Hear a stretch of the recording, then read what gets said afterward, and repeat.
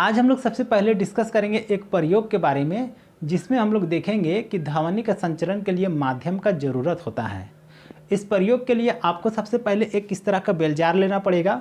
और बेलजार क्या होता है उसके बारे में थोड़ा सा मैं आपको समझा दूं कि बेलजार के अंदर पर एक विद्युत घंटी लगा हुआ रहता है और इसके नीचे में एक रहता है निर्वात पंप लगा हुआ।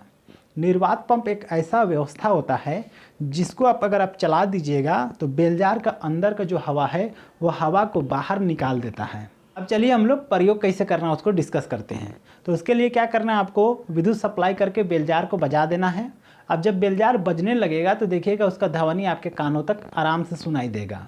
अब जब बेलजार बजने लगेगा और उसका ध्वनि आप सुनने लगिएगा, उस समय आपको क्या करना है, निर्वात पंप को चला देना है। निर्वात पंप जैसे ही चलेगा और अंदर का हवा को खींचने लगेगा तो देखिएगा बेलजार को जो ध्वनि है वो धीरे धीरे कम होने लगेगा। और जब बेलजार का अंदर का हवा पूरी तरह से बाहर निकल जाता है तो बेलजार के अंदर का बेल बजते रहेगा, लेकिन उसका ध्वनि आपके कानों तक नहीं पहुंचेगा। ऐसा इसलिए होता है क्योंकि जब हम लोग निर्वात पंप को नहीं चलाए थे उस समय बेलजार के अंदर में हवा था और उस हवा से होते हुए ध्वनि हम लोगों का कानों तक पहुंच रहा था। लेकिन जैसे ही हम लोग निर्वात पंप को चलाएं और बेलजार के अंदर का टोटल हवा बाहर निकल गया तो अब ध्वनि को गति करने के लिए कोई भी माध्यम नहीं बचा। इसके चलते बेलजार के अंदर में बेल तो बजेगा लेकिन उसका ध्वनि हम लोग का कानों तक नहीं पहुंचेगा। यही सब चीज़ों को देखिए यहाँ पर लिख दिया गया है, कोई स्पेशल चीज़ नहीं है। इसके चलते जो मैंने अभी आपको समझाया है वही चीज़ को आपको समझ करके लिख लेना है। इस तरह से इसको लाइन बाय लाइन रटना नहीं है। तो मेरे अंदाज से आपको अब समझ में आ गया होगा कि ध्वनि का संचरण के लिए माध्यम का ज़रूरत होता ही है। बिना माध्यम का ध्वनि एक जगह से दूसरे जगह नहीं जाएगा। इससे संबंधित एक क्वेश्चन आपको पूछता है कि अगर आप और आपका मित्र चंद्रमा में है तो क्या आपका मित्र आपका ध्वनि को सुन पाएगा? तो इसका आंसर होगा नहीं। ऐसा इसलिए क्योंकि चंद्रमा पर वायुमंडल नहीं है। और जैसा कि अभी हम लोगों ने डिस्कस किया कि ध्वनि को एक जगह से दूसरे जगह जाने के लिए माध्यम का आवश्यकता होता है, बिना माध्यम का वो एक जगह से दूसरे जगह नहीं जाएगा। इसी कारण हम लोग का जो मित्र है उसको हम लोग का आवाज़ नहीं सुनाई देगा।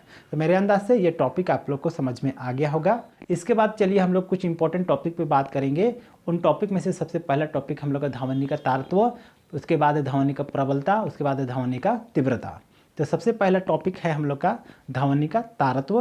तो ध्वनि का तारत्व वह कारक है जिससे हम लोग को पता चलता है कि कौन सा ध्वनि मोटा है या तो पतला है। जो ध्वनि ज़्यादा पतला रहता है उसको हम लोग कहते हैं कि इसका तारत्व ज़्यादा है, और जो ध्वनि मोटा होता है उस ध्वनि को हम लोग कहते हैं कि इसका तारत्व कम है।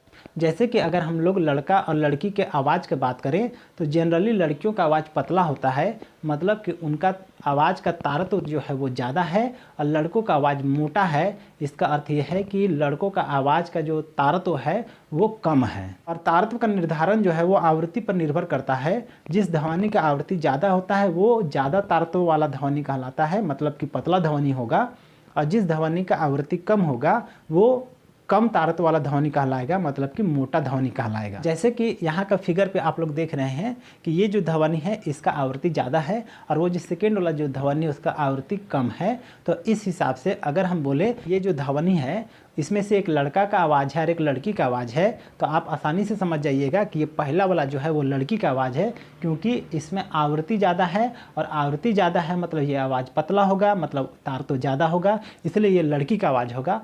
और सेकेंड वाला में आवृत्ति कम है, इसके चलते ये ध्वनि मोटा होगा, अर्थात वो लड़का का आवाज़ होगा। तो मेरे अंदाज से तारत्व क्या होता है ये आपको समझ में आ गया होगा। जो मैंने अभी आपको समझाया वही चीज़ देखिए यहाँ पर आपको लिख करके रखा हुआ है। इसको भी आपको अपने से समझ करके भी लिख सकते हैं, या इसको फिगर के बाद आप इसको उतार लीजिएगा और याद कर लीजिएगा। अब इसके बाद आता है हम लोग का ध्वनि का प्रबलता। और ध्वनि का प्रबलता हुआ कारक है जिससे हम लोगों को ध्वनि का ऊंचा या तो धीमा होने का पता चलता है। जो ध्वनि जोर से सुनाई देता है वो प्रबल ध्वनि कहलाता है, और जो ध्वनि कम सुनाई देता है, धीमा सुनाई देता है, उसको कहते हैं कि ये दुर्बल ध्वनि है। और ध्वनि का जो प्रबलता है वो इसके आयाम पर निर्भर करता है। जिस ध्वनि का आयाम ज़्यादा होगा वो ज़्यादा प्रबल ध्वनि होगा, और जिस ध्वनि का आयाम कम होगा वो दुर्बल ध्वनि होगा। जैसे कि अगर मान लीजिए कि हम एक ट्रक का सायरन का बात करें और एक स्कूटी का सायरन का बात करें, तो आप लोगों ने देखा होगा कि ट्रक जब सायरन मारता है तो इतना ज़ोर से मारता है कि लगता है कि कान फट जाए, तो वो प्रबल ध्वनि है। लेकिन अगर स्कूटी की बात करें तो वो सिंपल सा टीट टीट टीट टीट करता है, मतलब कि ये जो ध्वनि है वो दुर्बल ध्वनि है।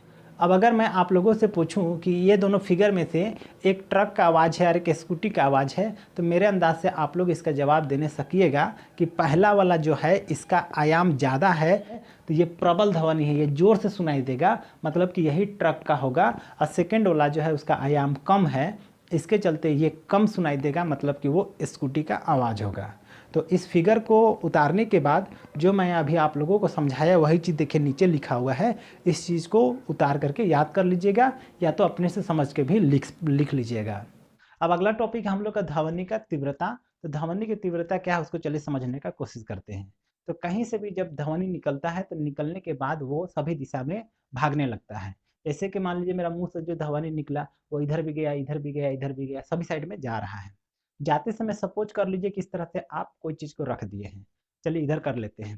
तो इधर से ध्वनि आएगा, आने के बाद इसमें टकराएगा।